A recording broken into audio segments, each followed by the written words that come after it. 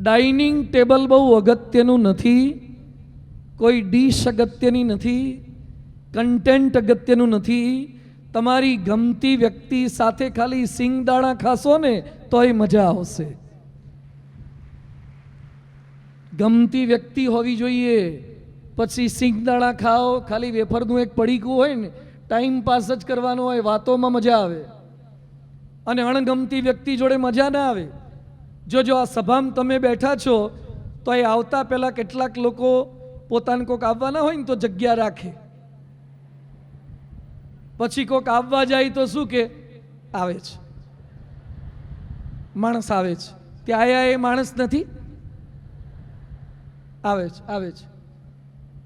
બોલો, તમારા ગમતા માણસ આવવાના બાકી હોય ને તો જગ્યા, અત્યારે તો તમે ખુરશી પર બેઠા છો, બાકી નીચે બેઠા હોય ને તો એ થોડાક પહોળા થઈ જાય અને એનો સમાવેશ કરી દે. દિલમાં જગ્યા હોવી જોઈએ તો નીચે ગ્રાઉન્ડ પર તો થઈ જાય. દિલમાં જગ્યા હોય તો ગ્રાઉન્ડ પર જગ્યા થઈ જાય. પણ તમને ન ગમતા માણસ આવે અને દૂરથી દેખાય, ત્યાં જ લોકો શું બોલે? પોળો બે આવે છે, પગ પોળા કર નહીં તો આવશે. આપણને ન સંભળાય છે તમને? ઓકે, મને એકલા નહીં તો હું એકલો બોલ્યા કરું, એવું ના થાય પાછું. જો કે આમ તો કથાકારને પોતાને એકલાને જ સાંભળવાનું હોય છે, બીજા તો સાંભળે એ ભગવાનની કૃપા છે. પણ સારું, તમે તો સાંભળો છો, એકદમ એક્ટિવ શ્રોતા છે. પણ હું જે વાતો કરું છું એ તમારા કાન દ્વારા જશે, એ જિંદગીના છેલ્લા શ્વાસ સુધી ક્યારે અંદરથી નીકળશે નહીં. વાતો આ છે, ઇમોશનલ કોશંટા છે. અને એની પારાયણ બ્રહ્મ સ્વરૂપ યોગીજી મહારાજના પ્રાગટ્ય પર્વ નિમિત્તે આપણે કરવું છે. ઘણા અહીંથી ઘેર જાય અને ઘેર જઈને સૂઈ જતા નથી. હા, કોઈ એટલા ડાયા ડમરા છે જ નહીં કે ઘેર જઈને સૂઈ જાય. ઘેર જઈને પાછા મોબાઈલ હાથમાં લેશે અને હુતા પાછા આમ કરશે. હા, અહીંયા અમને સાંભળે ને ઘેર જઈને પાછો થોડોક મોબાઈલ જોવે. બેટરી ખૂટે પણ શ્રદ્ધા ના ખૂટે. હા, બેટરી ખૂટે પણ શ્રદ્ધા, પાવર બેંક લગાવે પાછા. એ બધું કેટલું જોવે છે. તો બધા જાગે જ છે. તો આપણે થોડુંક આના માટે જાગવાનું છે. અને જો જાગત હે વો પાવત હે, જો સોવત હે વો ખોવત હે. ઉઠ જાગ મુસાફિર બોર ભઈ. તમને રાત્રે સૂઈ ગયા છો તો સવારે તો એલાર્મ પણ ઉઠાડશે, પણ ખુરશીમાં બેઠા બેઠા સૂઈ ગયા છો તો કોણ જગાડશે? આમ તો લગભગ તમે સૂતા નથી. શાસ્ત્રોમાં લખ્યું છે કે ચાલુ કથામાં જે સૂઈ જાય એને સાપનો અવતાર આવે, નાગનો. શાસ્ત્રમાં એવું લખ્યું છે કે ચાલુ કથામાં જે સૂઈ જાય એને સાપનો, નાગનો અવતાર આવે. એટલે ન કરવું. જો કે અહીંયા તો બધા જાગે જ છે, બધા ચેરમેન બન્યા છે.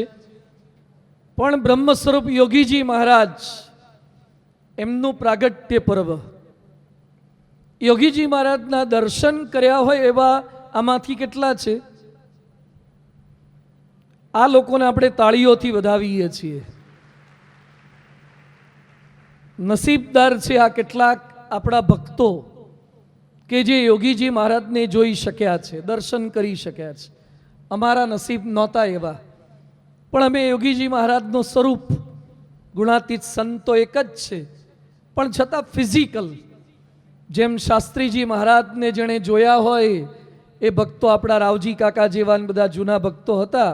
આણંદ તો શાસ્ત્રીજી મહારાજનું પણ ગમતું ગામ હતું ને નિષ્ઠાવાળું ગામ છે જ, કે જે અનેક ભક્તો કે જેણે શાસ્ત્રીજી મહારાજના દર્શન કર્યા હતા. દર્શન કર્યા નહીં, શાસ્ત્રીજી મહારાજ માટે માથું આપ્યું હતું, એ આણંદ છે.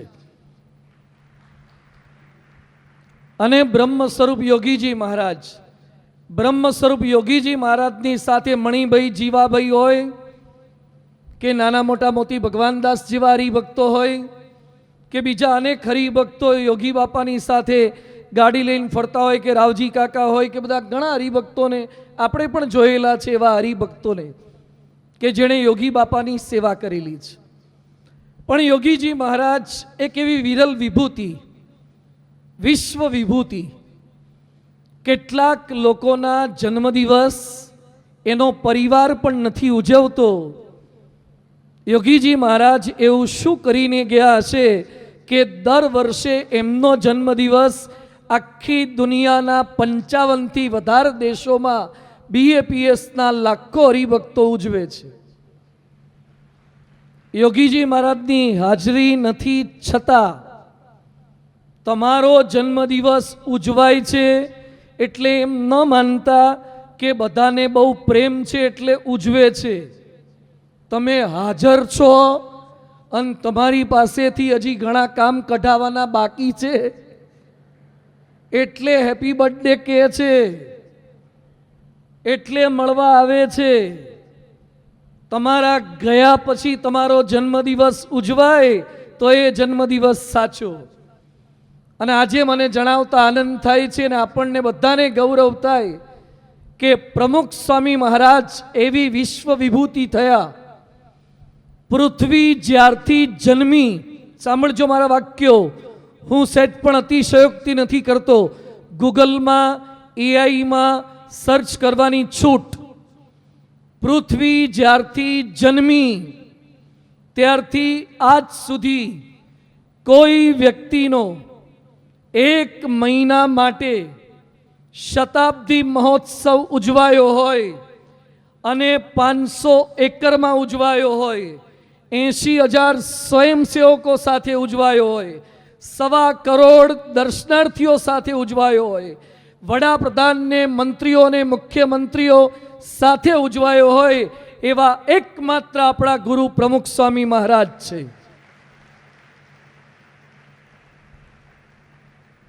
શું પ્રમુખ સ્વામી મહારાજ કાર્ય કરી ગયા?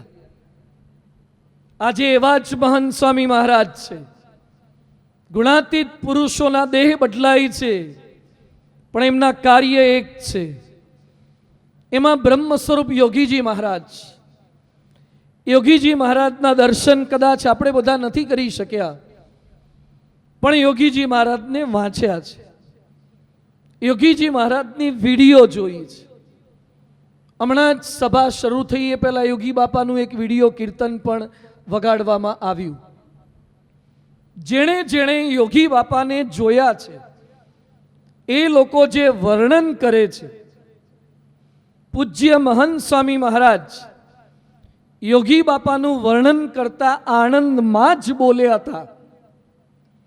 હું જ આણંદમાં પારાયણ કરવા આવ્યો હતો અને મારી પૂર્ણાહુતિમાં જ મહંત સ્વામી મહારાજ સદગુરુ તરીકે હતા ત્યારે બોલ્યા હતા કે યોગી બાપા ભગવાનનું એવું સુખ લેતા કે ગાયને દોવાનો ટાઈમ થાય કે ભેંસને દોવાનો ટાઈમ થાય એ પહેલાં પાડી કે વાછડું, આમાંથી જે ખેતી કે ગૌ પશુપાલન કરતા હશે એને ખબર હશે કે દોવાનો ટાઈમ થાય એનું એલાર્મ આપણને વાગે એ પહેલાં પાડીને કે વાછડીને વાગી ગયું હોય છે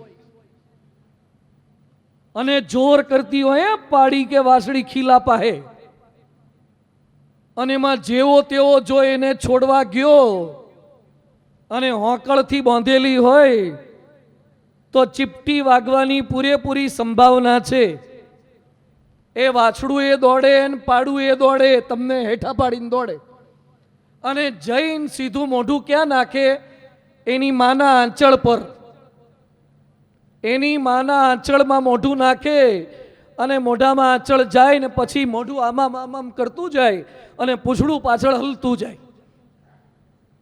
અને પછી આ બાજથી થોડું થોડું નીકળતું જાય. મહંત સ્વામી મહારાજ સરસ વાત કરે કે વાછડું કે પાડી પોતાની માને ધાવે અને જે બચકારા બોલાવે એવું યોગી બાપા ભગવાનનું અખંડ સુખ લેતા,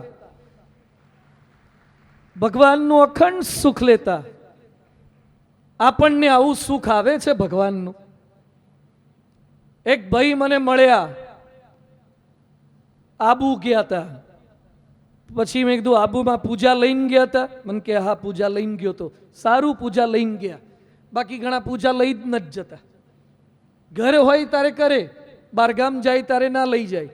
કારણ કે બહારગામ જવાનો થેલો પેક કરવા જાય ને એમાં પેન્ટ, બુસ્કોટ, દાઢીનો સામાન, ચડી બંડી બધું મૂકે અને પછી પૂજા સૌથી ઉપર મૂકવા જાય તો હારી થેલાની ચેન બંધ ના થાય. એટલે પછી પૂજા કાઢી અને બાજુ પર મૂકી દે તો થેલો સરસ રીતે બંધ થઈ જાય. પછી કા એક જ હારી નડતી હતી, આ જ એક્સ્ટ્રા હતી, એટલે પૂજા ઘેર મૂકીને જાય. આ ભાઈ પૂજા લઈને ગયા હતા તો પૂજા કરી. મને કે આબુમાં પૂજાનું જે સુખ આવ્યું છે ને એવું આજ સુધી આવ્યું નથી. મેં કીધું ભાઈ આબુમાં પૂજાનું સુખ નથી આવ્યું, આબુનું આવ્યું છે, સિનેરીનું આવ્યું છે, ઠંડા વાતાવરણનું આવ્યું છે.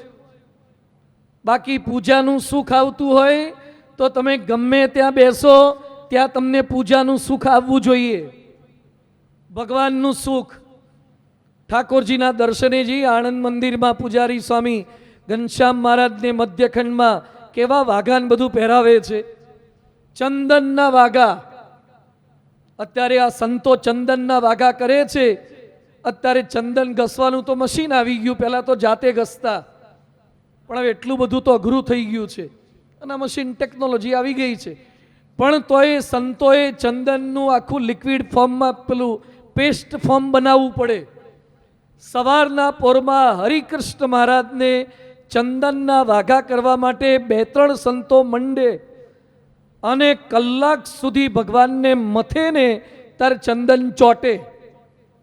આપણે ખાલી એક તિલકિયા પર આમ કરવું હોય છે ને તો 10 વાર આમ કરે ને, આમ કરવા જાય તો આમથી જતું રહે, આમ કરવા જાય તો આમથી જતું રહે. આ એક તિલકિયા પર ચંદન નથી ચોટતું.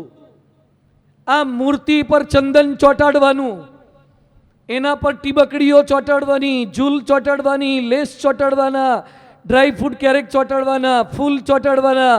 કેવા વાઘા કરે છે આ પૂજારીઓને, ટીમને તાળીઓથી વધાવીએ આપણે આ સંતોને. ભગવાનની આવી સેવા કરે, કેવા સરસ વાઘા પહેરાવે છે. તો આપણે ભગવાનના દર્શન કરીએ, એનું સુખ લઈએ. યોગી બાપા જે સુખ લેતા હતા એ. ભગવાન આપણી પૂજામાં આવે છે. પહેલા મનાય છે કે આપણી પૂજામાં આવે છે? ઘણા તો પત્તા પાથરતા હોય ને એમ પાથરી દે, આમ પત્તા કીટ કેટ છાપતા હોય ને એમ છાપી દે. એક બાજુ એકવાર શાસ્ત્રીજી મહારાજ આ બાજુ હોય ને એક બાજુ આ બાજુ હોય, કે જ્યાં ત્યાં જેવું તેવું જેમ તેમ ચલાવી લેવું. અમારે તો ભગવાન સરળ છે. એકવાર એક ભાઈને મેં પૂછ્યું, બધું આ પૂજામાં નવો શ્લોક બોલો છો? મને કે આ મહાન સ્વામી ખરા આયા છે. મને કે જ્યારથી આયા ત્યારથી બધું બદલાવ જ ભંડ્યા છે. આરતી માંડ આવડી ત્યાં નવી આરતી લાયા, અષ્ટક માંડ મોઢે થયા ત્યાં પાછા વાણી અમૃતથી ભરી ત્યાં પાછું નવું લાયા. આ મહાપૂજા નવી લાયા, એમાંય પાછી સત્સંગ દીક્ષા પાછું નવું લાયા. અને આ પૂજાના શ્લોક ને પેલા અક્ષરમ હમ પુરુષોત્તમ દાસસ્મી બધું હજી તો આ સત્સંગ દીક્ષા બાળકોને જ આપી છે, બુઢિયાઓને આપવાની બાકી છે. હજી તો બાળકોમાં જ શરૂ કરાવડાયું છે એમણે, બીજા બધાને આપવાની છે. મને કે ના રહેવા દેજો ભાઈ સાહેબ, મરી જઈશું. તમે તો પૂજાના શ્લોક મોઢે કર્યા કે નહીં નવો? મન કે મારા ઠાકોરજી જૂના શ્લોકથી ઉઠી જ જાય છે.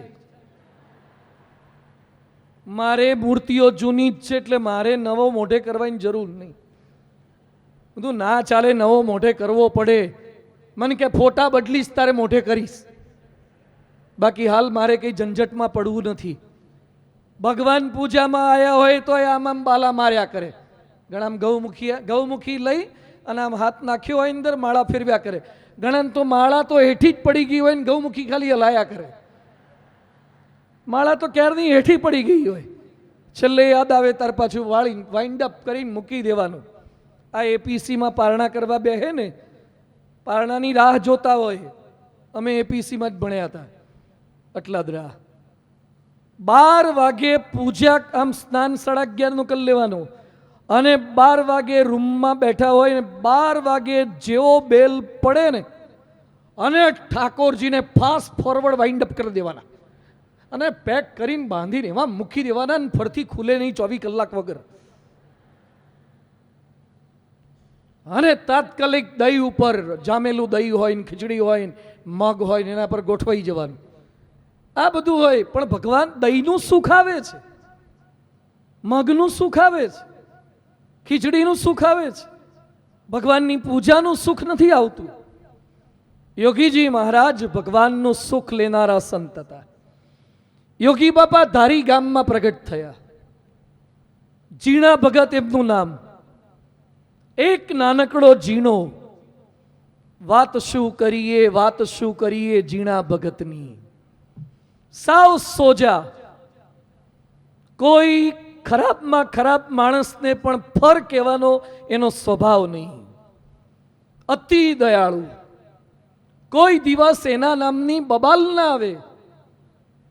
એટલા તપસ્વી. શેત્રુંજી નદીના કાંઠા ઉપર ધ્યાનમાં બેસી જાય. ધ્યાનમાં યોગી બાપા બેઠા હોય અને કલાકો સુધી યોગી બાપા ધ્યાન કરે, જીણા ભગત ધ્યાન કરે. આપણે પૂજામાં ધ્યાન થાય છે અને કેટલી મિનિટ થાય? ઘણા તો આંખો બંધ કરીને બોલે, ઓમ પેલા કરે પેલું ઓમ પ્રાણાયામ, ભમરી પ્રાણાયામ, પછી કે હું આત્મા છું પણ ઘરવાળાના હાથમાં છું. આમ આત્મા છું પણ અત્યારે તો કોકના હાથમાં છું. આત્મા છું ખાલી બોલવામાં નથી બોલાતું, માનસી અરખી નથી થતી. ઘણા મહાન સ્વામી મહારાજને ઉઠાડે, બાથરૂમમાં નાવા લઈ જાય, પછી ત્યાં મૂકીને પાછા પોતે તો ક્યાંક બીજે જતા રહે અને પાછા પાથરી દે. બાપા બાથરૂમમાં રહી જાય, બહાર જ ન કાઢે. બોલો બાપાને આવું છે. ઘણા આરતી પછી નહીં આપણે માનસી થાય છે, ભોજન માનસી, તો બધા બેઠા હોય એટલે પોતે બેસી જાય અને બધા અમે જોવે એટલે બધાની આંખો બંધ હોય એટલે પોતાને કરવી જ પડે. પછી ખોલીને પાછા જોવે, કોની ખોલી પાછા બંધ કરી દે. આપણે થોડીક વાર આંખો બંધ કરતા નથી ફાવતું.